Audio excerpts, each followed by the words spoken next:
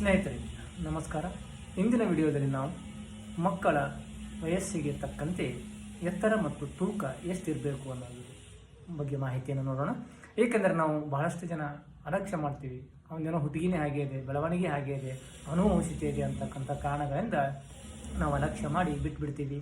ಆದರೆ ಅದಕ್ಕೆ ಕಾರಣಗಳೇನು, ಪರಿಹಾರ ಏನು, ಎಷ್ಟು ಇರಬೇಕು ಅಂತಕ್ಕಂಥದ್ರ ಬಗ್ಗೆ ನಾವು ಸಂಪೂರ್ಣವಾದ ಮಾಹಿತಿ ನೋಡೋಣ ಬನ್ನಿ. ಮೊದಲನೇದಾಗಿ 0 to 1 year ಅಂದರೆ ಜನಿಸಿದಂಥ ಮಗು 1 ವರ್ಷದವರೆಗೂ ಆ